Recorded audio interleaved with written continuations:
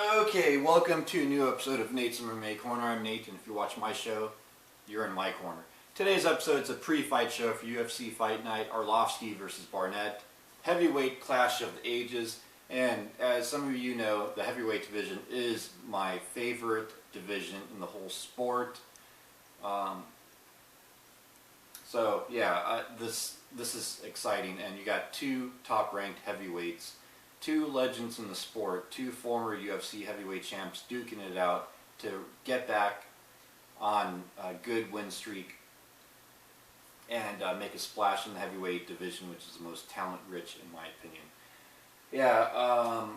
So this pre-fight show, the main card, and let's get started, shall we? So in the main event in the heavyweight division, we have Andre the Pitbull Arlovski, former heavyweight champ who defended the belt twice. He won interim belt from Tim Sylvia, and then he defended the interim title, and then he was declared the undisputed champ, and then he defended the undisputed heavyweight title against Justin Eilers and Paul Guintello, I believe it is.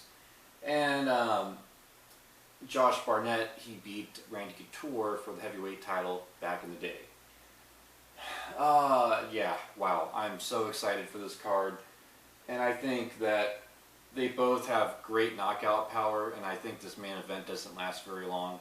I think that Andre Arlovski moves side to side, doesn't stay in the pocket too much, and I think he gets a quick knockout. I think Andre Arlovski gets a first round knockout here. I think Greg Jackson will train him well, make sure his footwork's good. Mike Winkeljohn will do all the checks and balances on his stand-up. I don't see this fight going to the ground. I think Andre Arlovski is really good on the ground, and so is Josh Barnett. Josh Barnett is, he could submit anyone off his back. And so I think the ground game gets neutralized here, it stays standing, and I think Andre Arlovski is the faster, quicker, just as hard-hitting as Barnett fighter. And I think the speed advantage gets Andre Arlovski to get the first round knockout. So, first round knockout, Andre Arlovski. Then in the co-main event, in the light heavyweight division, we got quite possibly tied with Alistair Overeem, my favorite fighter in the whole sport, Alexander the Mauler Gustafsson versus Jan Blachowicz.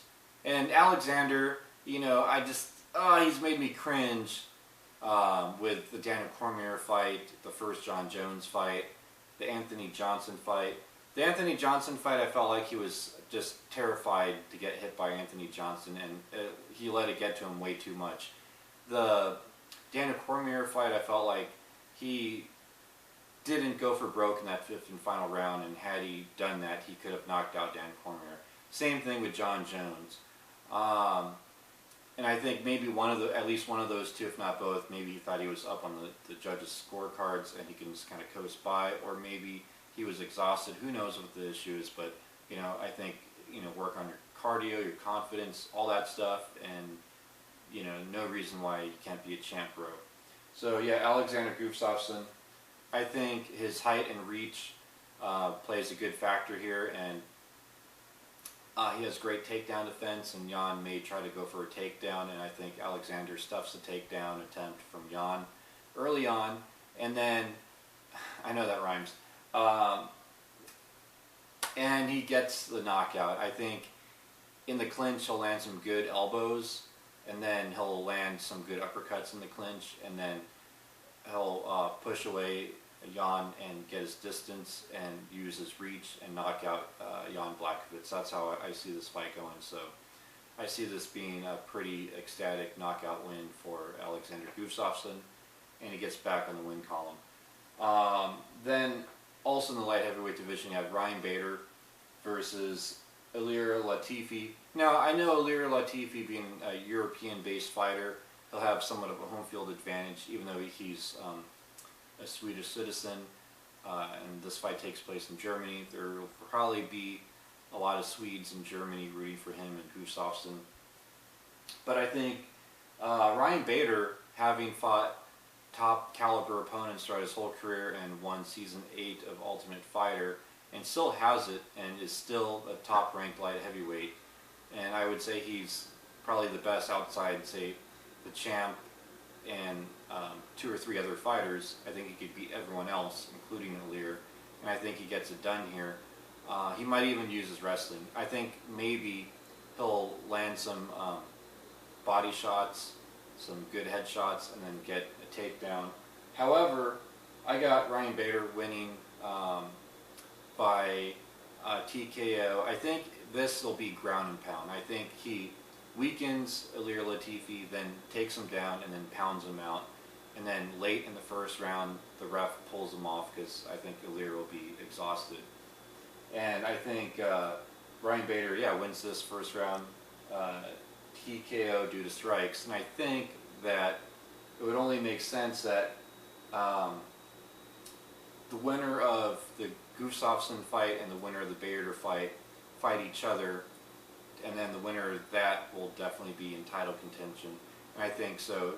After this card, I think we're going to definitely see Ryan Bader versus Alexander Gustafsson, and then the winner may fight for the belt or be right there to fight for either a #1 contender match or title shot. And then so this is going to be exciting because both Ryan Bader and Gustafsson need to just rack up a couple wins, and then they'll be right back where they were a year ago or so. And then to kick off the main card in the lightweight division, we have Nick Hein, the sergeant, who's police officer in Germany, versus Taiyang Bang. And I think Nick Hein gets it done by unanimous decision. I think Nick Hein, having a good winning record in the UFC and getting some experience and getting some confidence, and I look at Nick Hein as like the second coming of Sean Shirk. It's just a matter of him racking up some wins, and then we'll see his full potential. And I think he's not going to be fighting for the belt any day now. Who knows if he'll ever be champ. I hope he becomes champ. Bro, I know we hung out for a little bit in LA, and we talked about you being the first German champ in UFC history, and how Dennis Siver was kind of our hope for that, and he didn't quite make it. And now that Seaver's kind of gone from the sport for the most part, we got Nick Hein. He still has some good years left in him, and he's looking good in that lightweight division. So let's have the momentum keep going with a good, clean, unanimous decision win over Taiyang Bang. Taiyang Bang is a tough, durable veteran, though, so I hope Nick Hein doesn't come in being overconfident. I believe Nick Hein will be focused, and he will get it done. I think he outstrikes Taiyang Bang in this fight. I think he lands more punches in the stand-up. I think this stays primarily a boxing fight with a few leg kicks thrown in there from Nick Hein. So I think Nick Hein could win this 30-27 and get a good win. And then honorable mentions on the prelims. We've got Peter Sabota versus Nicholas Dalby. Come on, Nicholas Dalby, please. You need a win, bro. Dukon Vina, bro. That's Danish for you guys. And we got Rustam Khabilov versus Leandro Silva. That's going to be a good prelim. And then Jairus Danyo versus Christian Colombo. That's going to be a really good bang 'em out slugfest to the knockout finish heavyweight clash on the prelims. So this entire card is stacked. I mean, totally stacked. If you don't have Fight Pass yet, you got to get Fight Pass to watch this card. This card's going to be phenomenal. So that wraps up my pre-fight show for this card. Stay tuned in the coming days for my post-fight show on this amazing card. And this card's going to be amazing on Fight Pass, and it's going to be live in the middle of the day on Saturday, tomorrow. And Andre Arlovski's, I think, could possibly steal the show, but I think this will be the coming out party for Alexander Gustafsson in terms of he's back. So there you have it. And until then, see ya.